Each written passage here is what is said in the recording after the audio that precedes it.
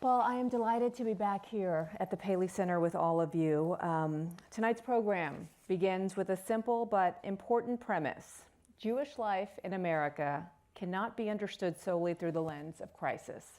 Anti-Semitism is real, urgent, and increasingly visible. And we will talk about that tonight, of course. But the Jewish life is also defined by faith, culture, creativity, humor, community, moral responsibility, intellectual debate, and joy. I'll also add a personal note about why this conversation matters to me, not only as a journalist, but as an author. I spent my days covering the crisis of the story, whether it's the wars, the attacks, the politics, the anti-Semitism, but I also co-wrote a book with my friend Elie about combating hatred. And the biggest lesson that we learned is that the antidote isn't always condemnation. It's context, it's conversation, and it's story. And that's the work we're going to be doing tonight as well. So I want to introduce our panel. It's going to be a fascinating conversation that I know you will enjoy and learn a lot from. Elisha Wiesel is the chairman of the Elie Wiesel Foundation, the son of Elie and Marion Wiesel, carrying forward one of the great moral legacies of our time. Rabbi Ammiel Hirsch, senior rabbi of Stephen Wise Free Synagogue and president of the New York Board of Rabbis. And Richard Edelman, CEO of Edelman and the creator of the Trust Barometer, 26 years measuring who we trust and why we trust them.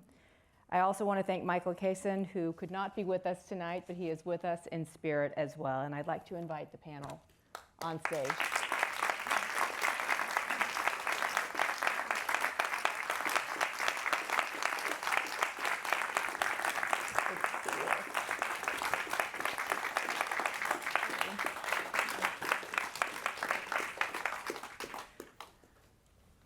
Well, welcome, everyone. It's great to have you here. I guess I want to begin by asking, and we'll go down the line, about, and just feel free to weigh in. We'll start with you, Elisha. When you hear the phrase Jewish life in America today, what is the first image, experience, memory that comes to mind for you? The first word that comes to mind is oi. That's a good one. Jewish life, as I tell my friends in Israel, by the way, who are so much more worried about us than we are worried about them, is actually thriving. And what I mean by that is, yes, our people are torn apart. There's a lot to look at with agony and misery and worry. You see our people, you see our young people, too many of them, believing lies that are being told about us. But I happen to see and believe that for every one of those, for every situation where we see a young Jewish person believing that to be Jewish is something bad, that Israel is a terrible place, I think there are kids, and I see them, that are growing up full of Jewish pride, full of excitement to see what contributions they can make with their Jewish identity. So I'm optimistic. Great. Starting off on a great note. Rabbi? Well, I think it's a very challenging period, of course, but what I think is important for people to know about the Jewish community, the American Jewish community. First of all, there has never been a community in the diaspora in the history of the Jewish people as accepted, as successful in any way that you want to describe it, as educated, as embraced as the American Jewish community. And just the numbers of organizations that we've developed here, the departments in universities, the books that have been published by Jewish authors and Jewish publishing houses. There's never been anything like it. And the second thing that I think is important for Americans to know about the American Jewish community and for American Jews to remember about themselves is that we have this, we're in effect, Judaism is relentlessly optimistic. I mean, we kvetch a lot, and we have this reputation of we're not complaining. And by the way, that goes all the way back to biblical times. The first thing that the Israelites did when they left Egypt was complain about the food. But when you look at, and one of the criticisms of Judaism is that we're too focused on details and on day-to-day law. But if you examine this carefully, you you come to realize that all of this is essentially about the fundamental assumption of Judaism that people are perfectible and that societies can be repaired. And while there's also speculation in Judaism about life after this world, most of our attention is about how to live the best possible life individually for ourselves and how to create the best possible society in the assumption and the belief that people can do it, that you can actually make progress and create what Americans called a more perfect union. Okay, your turn. So I'm a Midwestern Jew, and there weren't many of us in Chicago. And High Holy Days, there was no day off for school. You got the homework from your friends, and you made up for it, and you're from Houston, and you remember exactly what I'm saying. And one of my first memories is how proud I was of Sandy Koufax sitting out the World Series game in 1962, Stan. And he said, "I won't pitch. It's Yom Kippur, I won't pitch." And I thought, okay, I'll go to school. But I also remember that I always wanted to be in business, and I did well enough in school to go to Harvard and Harvard B School, and I really thought hard about whether I should go to work for a big company because I always wanted to be a CEO. And I was quite convinced looking around that if I wanted to work in a big company, you couldn't be a CEO as a Jew unless you started the company and you were very clever and you were Meshullam Rickless or something, and Nate Cummings and these wheeler-dealer guys, and I knew I wasn't a wheeler-dealer. So I went into my dad's business, and we built it up a lot, but the point is, I didn't think it was possible. But Jews have now risen, not just in Wall Street, but in big companies, in tech companies, and healthcare companies. CEO of Pfizer is a Jew. The CEO of IBM's been a Jew. I mean, it's really something quite remarkable in 50 years. And I think we should all take note of that and be optimistic in my little world. Yeah, so I came to this country as a Jewish political refugee from the former Soviet Union, and my parents were contrarians in 1980 and saw that all of the Jewish refugees were moving to either Brighton Beach or Los Angeles. And so my dad and mom told Hyas, who helped resettle us, that we don't want to go to Brighton Beach and we don't want to go to Los Angeles and we want to go somewhere warm. And my dad was an engineer, and so they said, oh, well, Galveston, Texas has a Jewish community that would like to sponsor you. And if that's not a great American story, I don't know what is. And here we are, Rabbi, in the city with the largest Jewish population in the world outside of Israel. And people are nervous. People are fearful. Jews don't feel heard. At times they feel gaslit.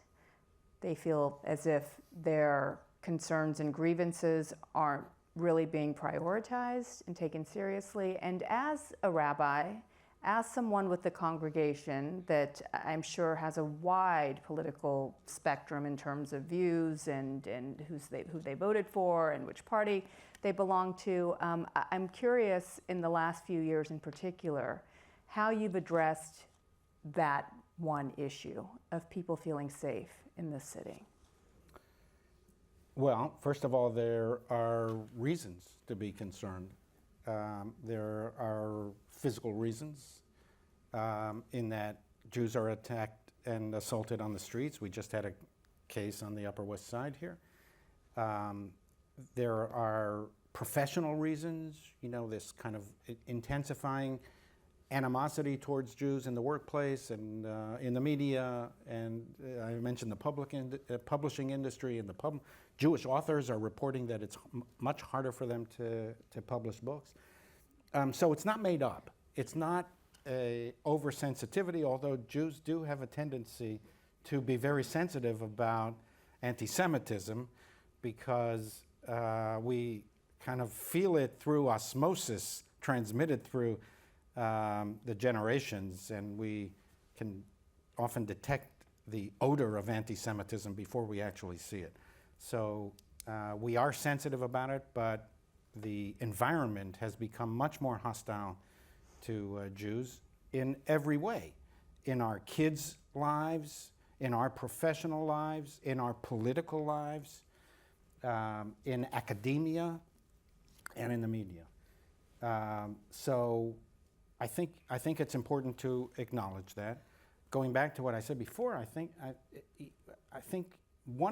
our response has to be one, to fight back as often as we can, everywhere and anywhere where we have influence. That's incumbent upon every person. A hero is, somebody who doesn't sit on the sidelines when they have an opportunity to become involved in the arena. And for Jews, the second and maybe the most important thing is to remember that there's a lot at stake here, both as Americans, because they not only have hostility towards Jews, they want to change the nature of American society as well, that has been so embracing and so tolerant of Jews. So there's a lot at stake. And in addition to that, I think we have, to a certain degree, over the last 50 years, taken our Judaism for granted. And I think it is important for us to double down on Judaism, also in every way. That is, not only in terms of our personal affiliations, and it's important to stay affiliated with the Jewish community, but also to support Jewish institutions which desperately need the assistance and the support of the Jewish community, because we need to establish the Jewish community as effective, as strong, and as influential as possible. That means Jewish schools, Jewish camps, synagogues for sure, which is always going to be the heart of the American Jewish community. But it also means on a political level, when, to kind of persuade ourselves to step out of this tribal identity that all of us have a tendency to fall into, and to support political candidates who support the Jewish community, and to not support candidates who don't support the Jewish community. So we'll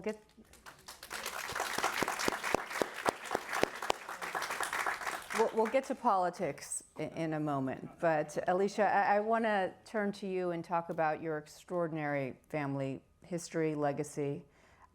You yourself are a father, you're a business leader, philanthropist, and activist in your own right. How have you defined your own Jewish identity in conversation with, but obviously apart from, your own father's legacy? What a great question, and it was a question I grappled with when I was growing up. At age 14, 15, I remember coming back from the Nobel Prize ceremony just completely exhausted. And I was like, I don't want this. I go to an Orthodox yeshiva school, modern Orthodox school. Everybody already looks at me as, in the shadow of my father. I would pass a note in Tanakh or Bible class, and the teacher would literally stop the class and go, how could it be that Elie Wiesel's son is passing notes? Without a hint of irony. I remember it clear as day. This is what I grew up with. So I achieved quite a bit of distance, and I used to have big arguments with my father. I wanted out. I wanted out of Judaism. I wanted out of Holocaust memory. I wanted to be an American kid. I wanted to play baseball. I wanted to be in a punk rock band. I wanted to have a girlfriend. These were the things I wanted. But journeys are interesting, and they take you sometimes back to places where you came from. And I'd say that particularly as I got older, as I took a trip with my father in my 20s to his hometown of Siget and then to Auschwitz, as I did a very brief stint with some military training in Israel, as I had my own son and started to think about what I wanted for him, I began to reenact what my mother called creeping Judaism. You have to understand, I'm the product of a mixed marriage. My mother was a secular Viennese woman, my father a Hasidic Jew from Siget, and when they met, they were secular. And the deal was it was going to be a secular relationship, and then my father started frimming out, started becoming more observant. And as this happened to me, my mother is sitting there shaking her head, and my wife is commiserating with her. So I had quite a bit of a journey, but what I would say, I don't want to take up too much airtime on this, is journeys are important. I think about this a lot because when you look at young people today, some of them might have the worst stances possible. And you never know. What a young person at age 18 thinks could be very different from what they think at 25 and 35. And I always tell myself, hold out a little bit of patience. People can change, experiences shape them. So that's a little bit about what I took away. So your advice is to let kids find their own path, even with a name like Wiesel. I think that's my story, is you have to find your own path. And that doesn't mean don't try to educate. But what I would say is my father did a lot more showing than telling. And the showing that he did, the fact that he had a Shabbat table that was full of joy and intellect and stimulation, the fact that he felt his observance and wore tefillin every day, the fact that he felt that to be the best Jew he could was to be on the global stage and fight for human rights. I tuned all these things out at ages 14 to 21. But you know what? Things that you observe, all of the showing, not the telling, it lodges deep in that brain, and these things can take time to come to maturation. Wow. Well, he not only had the ability of showing that to you at home through his actions, but for all of us to experience in the world as well. What a gift. Richard, I want to talk to you about society today and whether it is journalists, filmmakers, TV creators, influencers, social media personalities. Who has the greatest power, in your view, to shape public perception of Jews? So let's start with the reality that the population is beset by fear. And there are multiple fears. One is downward economic mobility. And the first experience with that was globalization. 10 million jobs leaving the United States to other countries. Then we also had the obvious problem of kind of lack of belief post the financial crisis, which your husband was very important in solving. But the mass class divide has become very profound in this country. The bottom quartile of people don't believe any longer in the American dream. And in fact, only 20% of people who are my stepson's age believe that they're going to be better off than their parents. And this is also reinforced by the risk of job loss to AI. So it's in the cortex. And so what we see is a devolution from political polarization, which you started to see about 10 years ago, red jersey, blue jersey, I don't want to associate with, to about 3 years ago or 4 years ago, the rise of grievance, which means that in fact you believe in hostile activism. You literally believe that it's okay to throw red paint on a door of someone who you disagree with. And the most recent is to insularity, where people only want to associate with those who have the same media sources, the same experiences, the same backgrounds. And so here's a statistic that will, I think, amaze you. Literally 70% of people, we study trust, and we do this in 28 countries. In the United States, 70% of people self-identify as insular. 70%. And of those 70%, literally, there's a huge difference about acceptance of religious differences if you're insular. So my argument about all of this is we've got to restore optimism and belief in the American dream. And that anti-Semitism is a symptom of lack of belief in the system. And Jews are identified as having made it and therefore are, in a way, targets of scorn, that they're all rich. And look at Zuckerberg, or this one or that one. And it's in a way sort of ethnic branding or whatever. And it's foul. But no one wants to know about the Jew who lives in Rogers Park who's poor in Chicago. It's not the point. So I believe, to answer your question finally, it's not a simple answer. You can't just say who's credible, because the media is now like a mirror that you've smashed on the floor and has lots of shards of glass.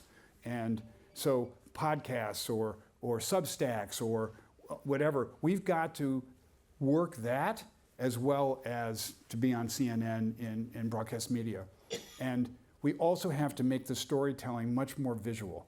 The story of the other side is usually presented in video. The story of our side is presented in words. We lose among young people because they don't read as much. They watch a lot and scroll like crazy. And it's an important distinction. 75% of people now get their news from video. It's a big deal. It's a big change. And so it's the how and it's the what. With an attention span of what, a minute and a half Less. or so when you're watching video? Less, So 40 seconds. 40 seconds. And we're here for an hour, so kudos to all of you. Who knows what will happen after that? Rabbi and Elisha, I'd love for you to pick up on this because I am curious, in a world that is becoming more and more polarized, people turn to their own silos and become more tribal. What does that do to Jews in the community? I think, first of all, I see a lot of our congregants here. I give 45-minute sermons, and they sit through every moment. And I don't see any scrolling. And no Zoom, right? In person. From time to time, I see one or two people walk out, but, you know.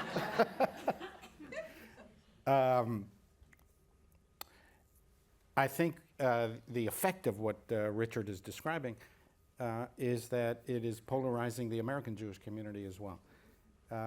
I can remember, I've been at our synagogue for 22 years now, and it's much harder to be a rabbi now than it was 22 years ago. People are much more polarized, you know, because as the American left becomes more, as liberalism is dragged leftwards, that's dragging many of our Jews leftwards, and it's certainly dragging the younger generations leftwards. And those who are more kind of like establishment, they're pro-Israel, it's hard to find the middle now. And it's hard to define the American Jewish community as historically liberal, in the sense of it has consistently, since the days of FDR, supported liberal causes, not only political, all sorts of liberal causes, but also liberal politicians. But to define liberalism now is much more confusing for the American Jewish community. And what I have encountered through talking to literally thousands of people is increasingly American Jews find themselves politically homeless, actually, and they're kind of confused. And we're only at the very beginning of this process, because I think October 7th kind of demarcated for us an era. And future historians and we ourselves will look back and kind of demarcate October 6th Jews and October 8th Judaism. So it's much harder to govern institutions, in particular institutions that define themselves as broad-based, and that by definition synagogues have and want people of a whole spectrum of different ideas, political as well as Jewish. I think our role is we just have to convey Judaism as we understand it. And we have to do that clearly now. The stakes are higher now. I believe, and this is my personal belief, you know, one of the things about New York City is if you don't like your rabbi's approach to Judaism, there are dozens of other options, right? But my approach is we have an obligation to contend with these challenges seriously. We have an obligation to distill our understanding of Jewish values and what we've learned about Judaism and translate them into the challenges of modern times. And I think we need to do that clearly, strongly, consistently, over and over again. And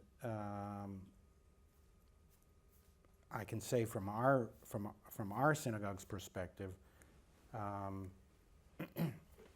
we've we've gotten hundreds of new members in the last few years, not necessarily because they agree with every message coming out of the pulpit and out of the synagogue offices, but because they appreciate the effort at authenticity and trying to contend and grapple with these challenges from a Jewish perspective.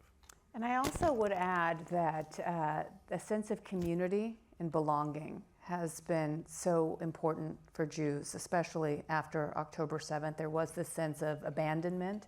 I think it's fair to say many felt that their sensitivities, their reaction to anti-Semitism, again, wasn't treated as a crisis in a way that many other minorities would have felt their own pain would have been treated. And so, Elisha, when we constantly hear the line, what begins with anti-Semitism never ends there, how do you go about teaching lessons from the past that your father obviously would tell the world about in a modern era where algorithms are so quick to latch on to any one of these bigotries, any one of these silos and political biases? It's such a great question. And I should say, I'm just getting a little bit of insecurity. I don't have my own shul. I don't know if you have your own shul, but I do run a minyan on Shabbos, Motzei, basically for Mincha Marav Shabbos on Saturdays in Windham, New York. If anybody's ever skiing in the Catskills, That's awesome. minyan, we have Sefer Torah, please, you should feel free to come. To me, the fundamental lesson is this. Jews have always had something to teach the rest of the world, whether that's monotheism, whether that's don't bow down to idols, don't bow down to Pharaoh. We've also always learned. We have this dual power where we have things to teach and we have things to learn from the cultures that surround us. And I think that there's a piece of each that I want to talk about very briefly. What do we have to teach? We are the champions of the dialectic. We are hyper-rational. We love to actually look at ideas. So if there is some idea out there, such as Israel shouldn't exist, or Israel should drop its weapons and immediately allow a Palestinian state, and everything will be fine. Those ideas are subject to scrutiny, and they're subject to intellectual discussion. We can test some of the hypotheses. We can look at facts that have occurred or not occurred, and we can have a rational discussion about it. That's possible. And in fact, if you look at the best of Jewish tradition, there used to be a very deep divide between the school of Hillel and the school of Shammai. The school of Hillel, we are taught, is the school that became the predominant school of thought in a certain era of Talmudic logic. And why was that? The Talmud actually tells us it's because they took the time to recognize the arguments of the other side. I want to let that sit for a moment. Because they took the time to recognize the arguments of the other side, they wanted to steelman whatever they were facing as opposed to strawmanning arguments that they disagreed with. They effectively won a certain place of position of pride in Jewish history. And I think we can learn from that and double down on the thing that we're supposed to teach. But now this is very important because I also think it can be our weakness. When we exist only in a hyper-rational phase, when something like October 7th happens, and there's craziness on October 8th in New York and across the world with people literally accusing us of doing things that are terrible and haven't happened and whatever sort of lies or mistruths you want to face off to, we sit there and we are like, well, actually, no, look at this, and here's a report, and here's the data, and like, look at this, and we're like nerds. We're basically nerds in the middle of a cafeteria food fight, but it's much, much worse. And the thing that I think we have to learn from other allies and other communities is I look at the black community in the United States, who, when George Floyd had his, face stepped on by the boot of a police officer, that community decided that there was no room for discussion. This was not a question for rational dialogue. They let out a scream that was heard around the world and shook America. And I think, understandably so. I think we have to look at our toolkit and say, is there a role for genuine emotion and anger in some of these discussions that we need to have with people who don't see it our way. Because I believe that the lizard back brain from millions of years ago in our evolution is capable of hearing those messages in a way that our frontal cortex is not. And it sounds crazy. My father hated getting angry. My father, he was always about, if you're going to get angry, like, keep silent. But there's an important Jewish teacher named the Rambam, Maimonides, who talks about character. And when he talks about character, he says we should always be seeking balance. We should seek balance between being so humble that you don't go out to get your daily bread and so arrogant that you annoy everybody. No, find the middle. The one exception, he said, was anger. Never be angry except. And this is a super important except. And those who've studied the Rambam will know where I'm going with this. He said you can get angry if that's the only way the person you're talking to will hear your lesson, and if you can control it. Those are the two criteria for introducing anger and emotion into the debate that we so urgently need to have. So something that we can teach and something that we can learn.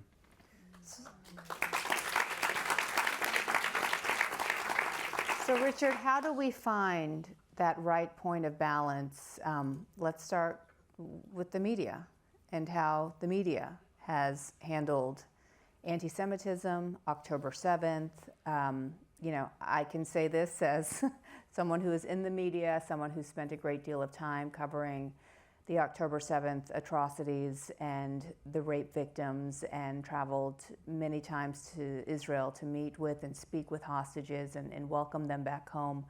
I was surprised at times by what felt like a lack of empathy, and I'm talking about early on, maybe October 8th, 9th, where there seemed to be this, well, this didn't happen in a context, this didn't happen in a bubble, in a void, right? Like, there's context here, and let's hear from the other side, and no, that's not anti-Semitism, that's actually, legitimate criticism.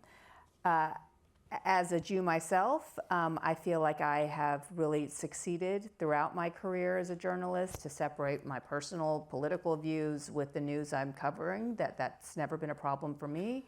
That applied to my coverage of the war in Ukraine and many other stories that we've covered. And then October 7th happens, and I am lucky enough to work at a network where no one told me what I could and couldn't report on, but seeing, some of my colleagues in other networks really not understand or care to understand the pain that Jews were going through, that was eye-opening for me, and I'm speaking for someone in the media. I'm wondering how you analyze that. I disagree with you. Good. And that makes for good conversation. And I tell you this because I don't think Jews do well when they lose their temper. I think Jews do better when you find allies to help you. And I'll give you a constructive way to channel. So my wife Claudia, who's sitting in the front, and I have organized 8 dinners between Latino and Jewish leaders.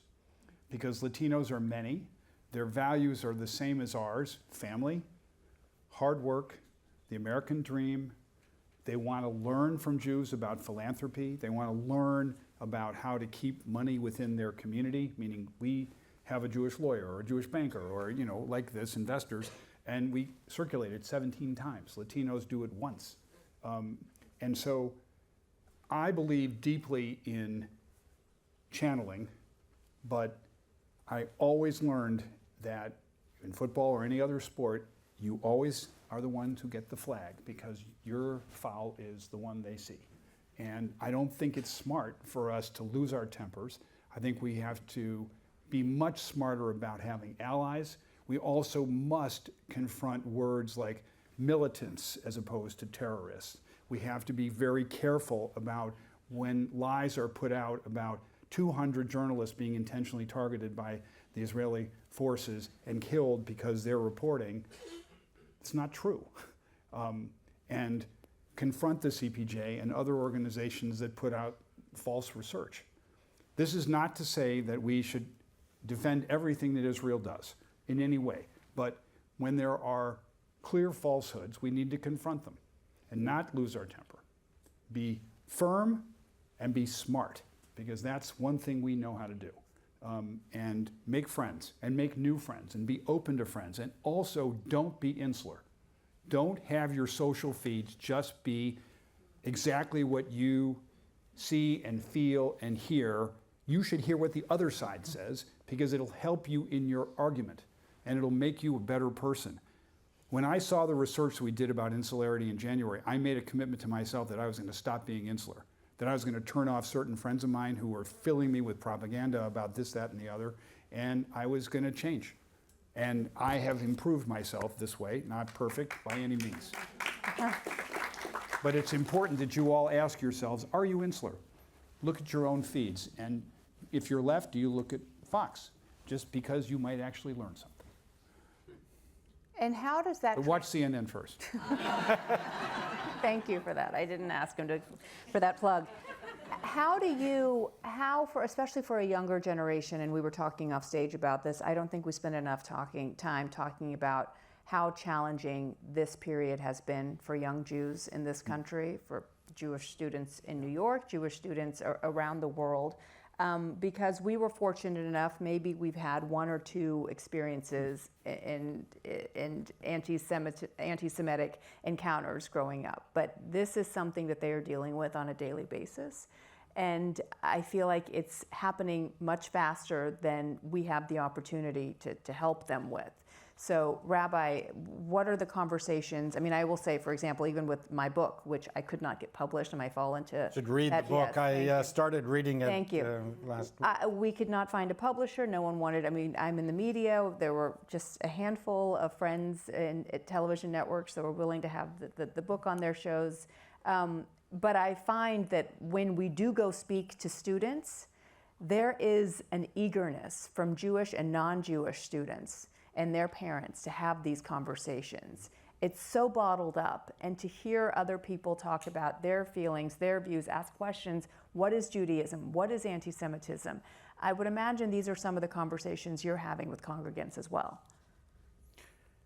First of all, I still believe Americans, the vast majority of Americans are good, decent, kind, tolerant, consistent with the constitutional fabric of and principles of this country.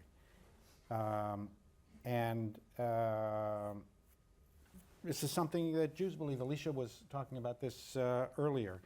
Our whole tradition is about belief and reliance and persuasion and evidence and science and reason and logic. If you open any page of Judaism, that's what Judaism is about. And again, it rests on the fundamental assumption that societies can be repaired and people can be improved. So, first of all, I think we're going through a phase. We need to take it seriously. It's not. It's a phase, and we have to relate to it as a phase, and be very focused on the response. Specifically about the Jews, though, because I spend most of my time with Jews, and we've seen two types of. Although I can tell you, I spent a lot of time in interfaith dialogue, and if we have so time important. and you're interested, I can tell you about what October 7th did to our interfaith dialogue, which kind of stunned me.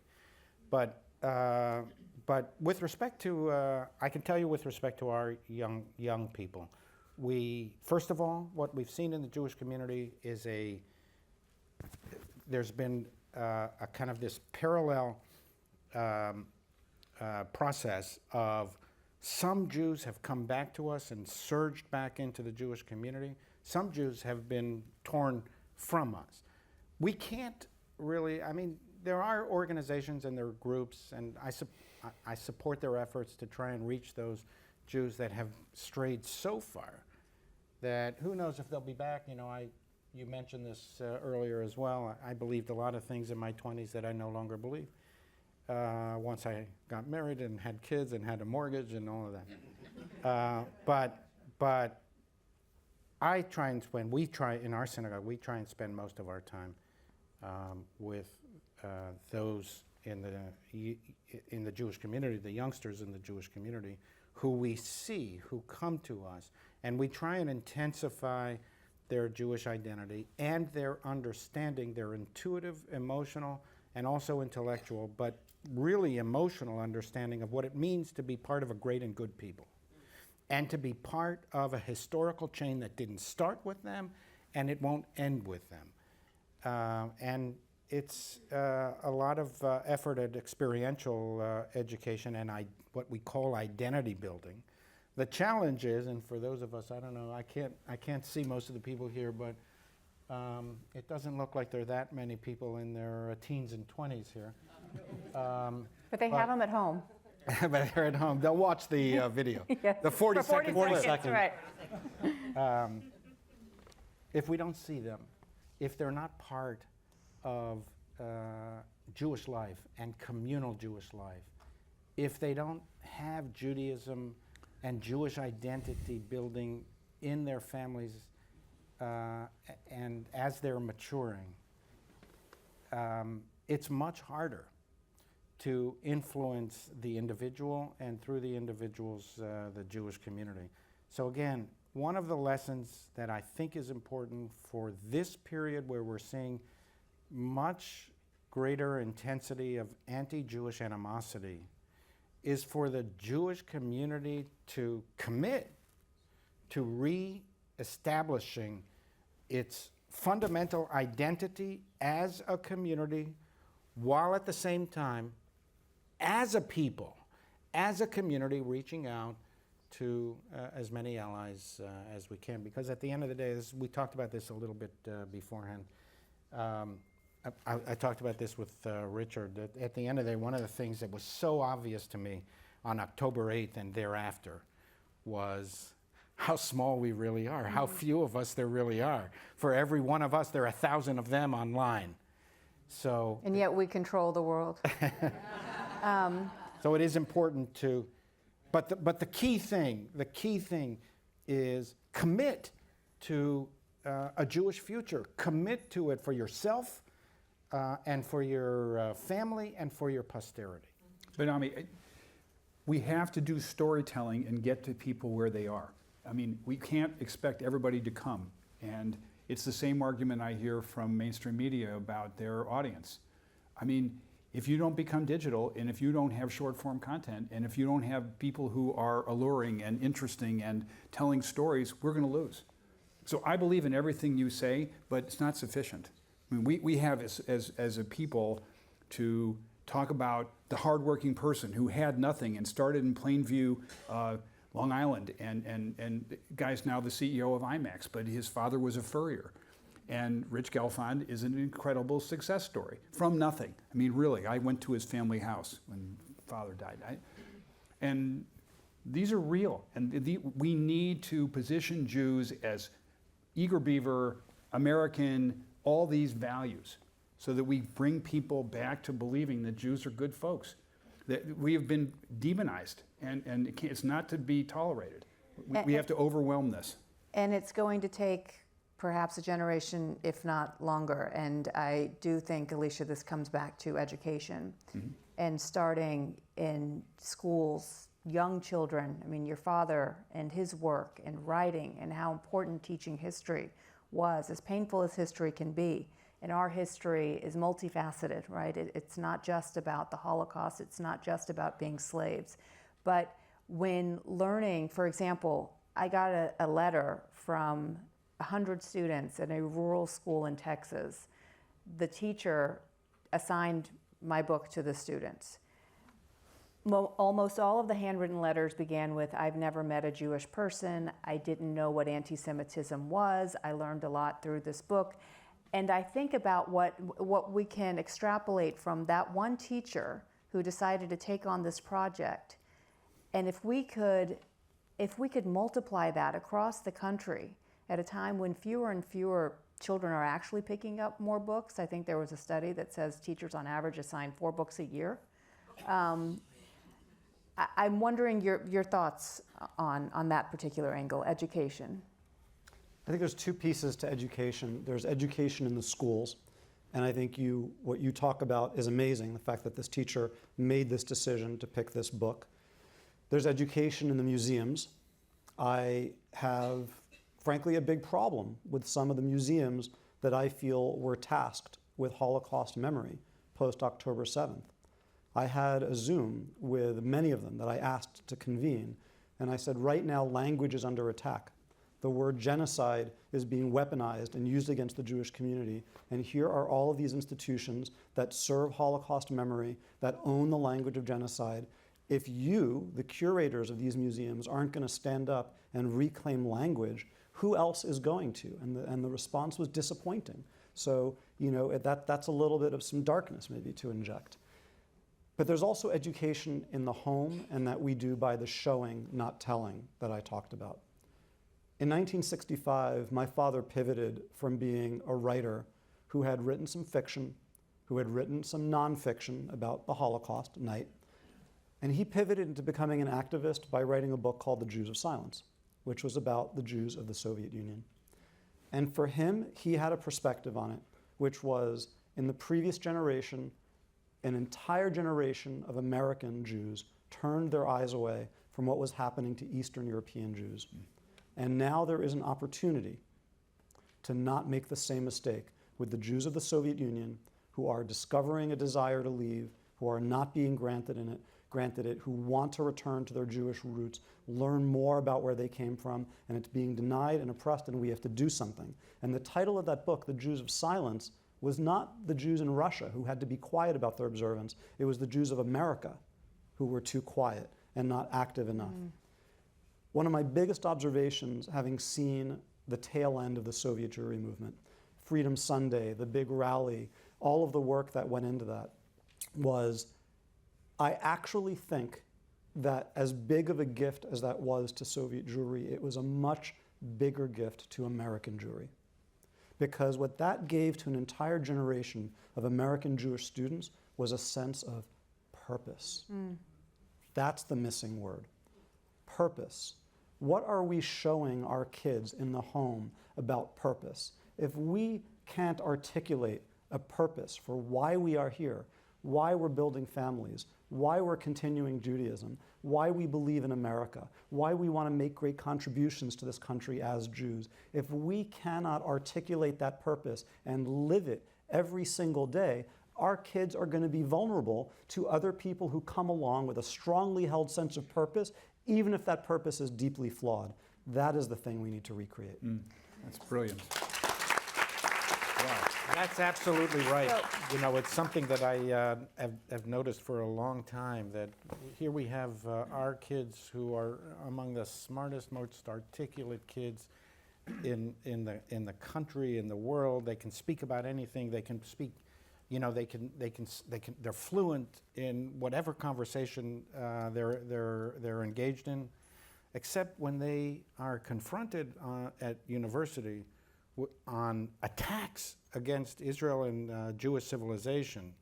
They go mum. They are paralyzed. They're like deer in headlights with respect to, while they're engaging people who actually know what they believe and have experiential life experience that fortifies their passion and their understanding.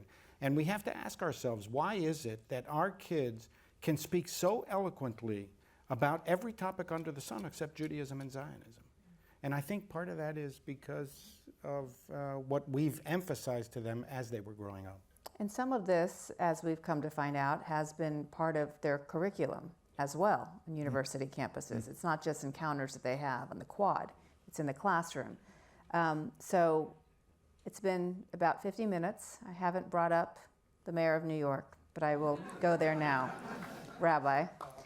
The DSA is ascendant in the Democratic Party. We see that in our daily coverage. We see it here in New York. We see it in Maine. We see it in Michigan. And you and fellow rabbis sat with Zoran Mamdani twice before he took office, and you made a promise to your congregation. You said, we will support Mayor Mamdani's policies where we can and oppose them where we must. 7 months in, how is that balance going? Total deadpan, too. The pledge is still out there. There hasn't been much to support, but we will support where we can.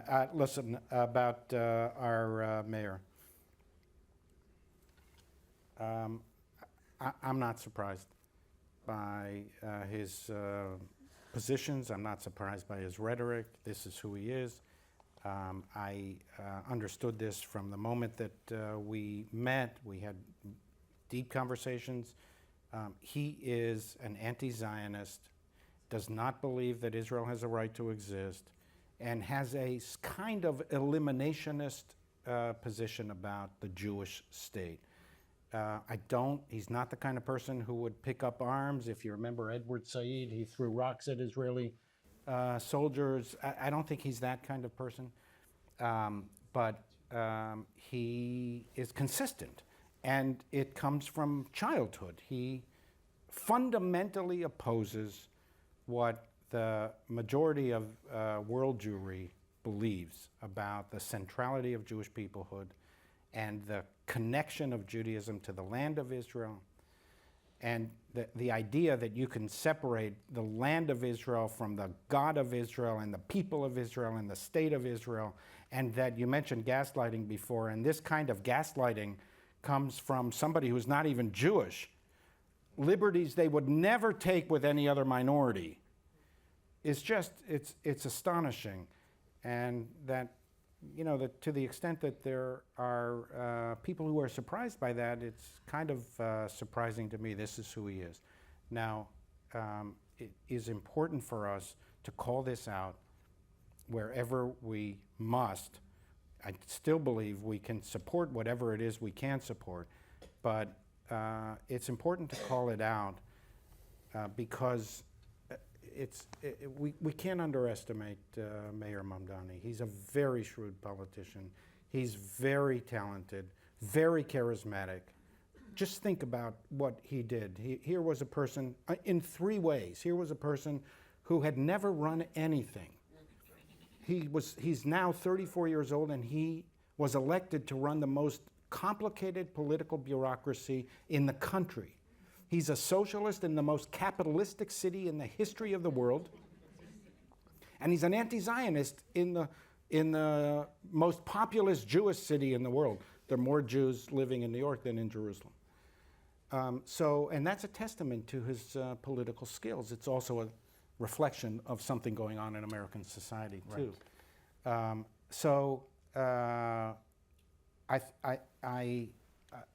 We can't underestimate this phenomenon, and every time, what we know for sure from studying Jewish history and Zionist history is that you're from the former Soviet Union, and we know this from the early 20th century of the communist attacks on the Zionist movement. Wherever and whenever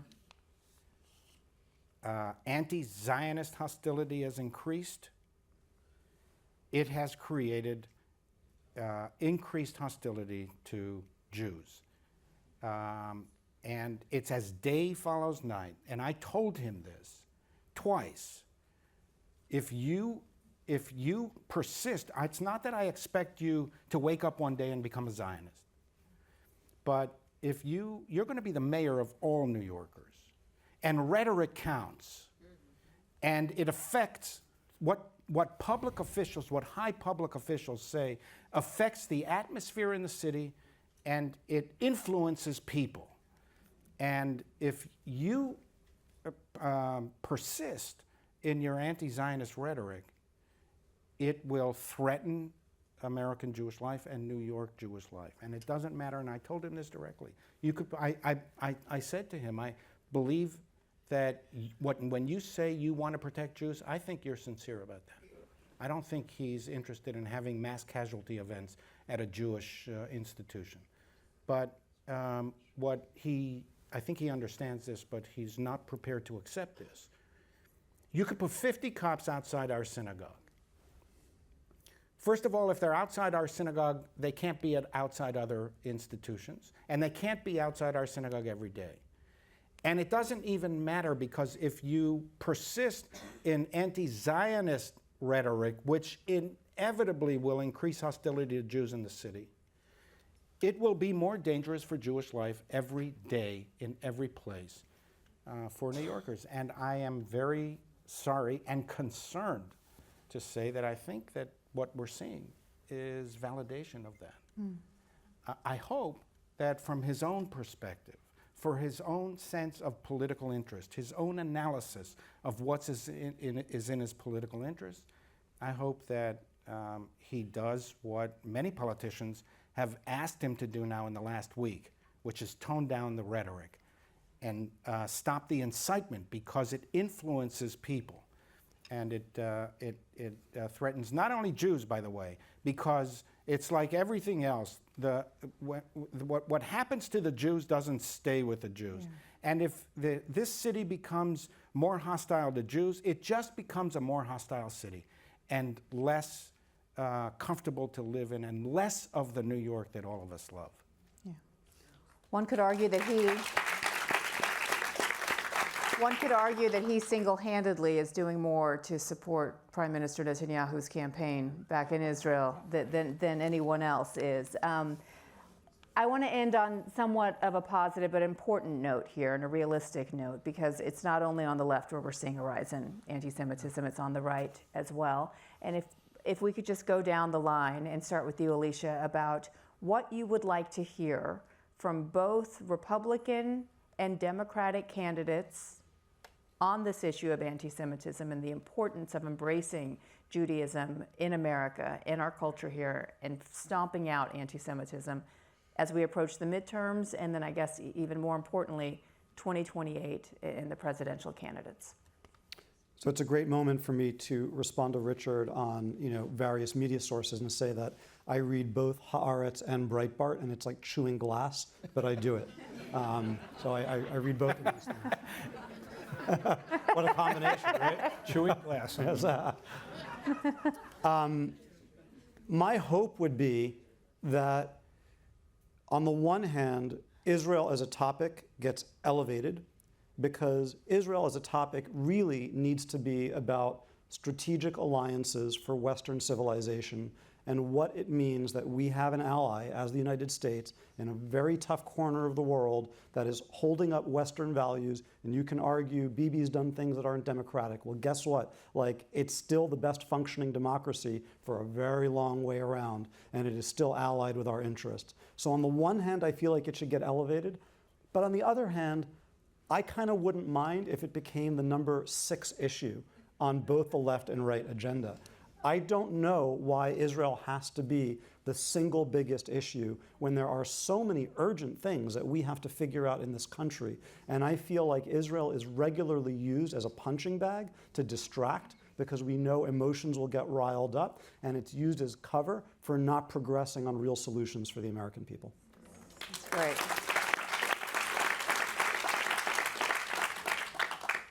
Just very briefly, I think it's important to make a distinction on the political level between criticism of Israeli policies, which of course is completely legitimate.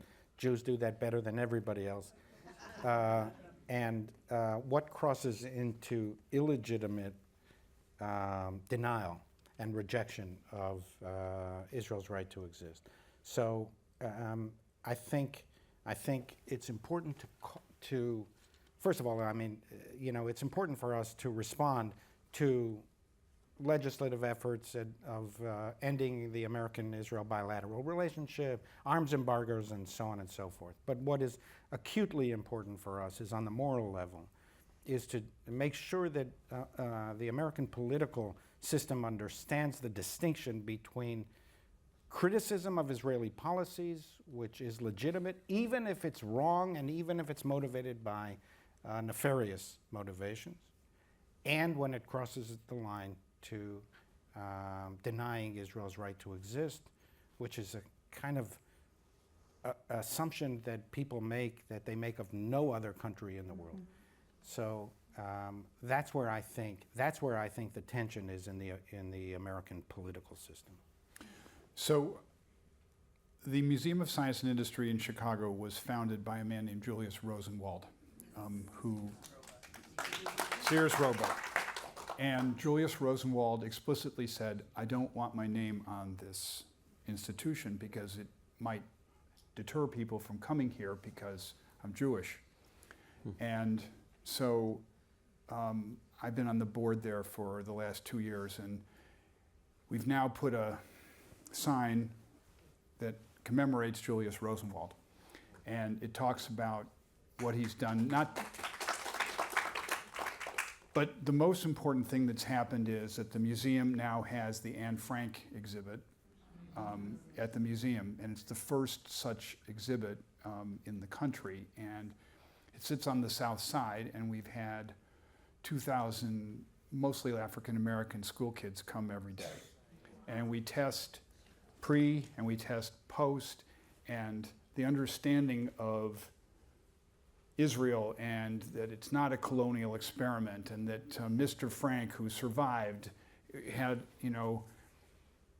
all these wonderful feelings for his daughter, who wrote this book that millions of people have read, and we give out copies of the book to the kids. And it's the most important kind of experiment that is succeeding, and I just think we have to tell our story, and we do it in a way that's emotional. And Anne Frank's room has pictures of Clark Gable and all these movie stars, and you go, my God.